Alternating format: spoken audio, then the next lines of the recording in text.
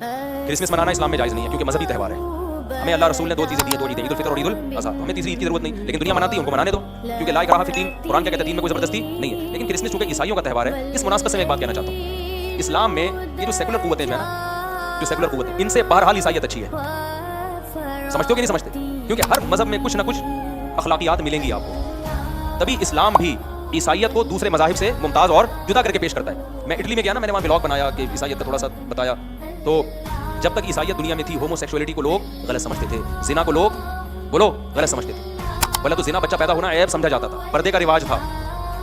اب یہ جو سیکولرزم جو اور نام نہاد جو لبرلزم پھیل رہا ہے نا, اس کے خلاف تو تمام مذاہب کو مل کے کام کرنا چاہیے, خاص طور پر جو آسمانی مذاہب ہیں. کیونکہ ہمارا جو اختلاف ہے نا, سب سے بڑا اختلاف تو ملحدین سے ہے. کیونکہ الحاد ایسی چیز ہے جو آپ کو لا مذہب بنا کے انسان اور درندے میں فرق ختم. ملحد تو بالکل ہی درندے ہوتے ہیں نا بھائی. ایتھیسٹ کے پاس کیا معیار ہے اچھائی اور برائی کو ایکسپلین کرنے کا؟ کوئی معیار رہا؟ کل یہ بہن سے نکاح کو بھی لیگل کر دیں گے, آپ عقل کی بیس پہ کیسے برا کہو گے؟ کہہ سکتے ہو آپ؟ ماں بیٹے کا مقدس رشتہ ہے, وہ بھی گندا ہو جائے گا. باپ بیٹی کا مقدس رشتہ, وہ بھی کیا ہو جائے گا؟ کیونکہ عقل تو کیسے گائیڈ کرے گی؟ سب چیزیں لیگل ہو جائیں گی. کل آپ دیکھنا, ہومو سیکشولیٹی 50 سال پہلے کے ایتھیسٹ سے پوچھے نا, وہ کہے گا یہ گندا عمل ہے. آج وہ کیا کر رہے ہیں؟ بہت اچھا, کیونکہ خود مبتلا ہو گئے اس میں. خود کیا ہوا ہے سوسائٹی میں, وہ کہہ رہے ہیں ٹھیک ہے بالکل. تو یہ تو انسانیت کے لیے بدنما داغ ہے.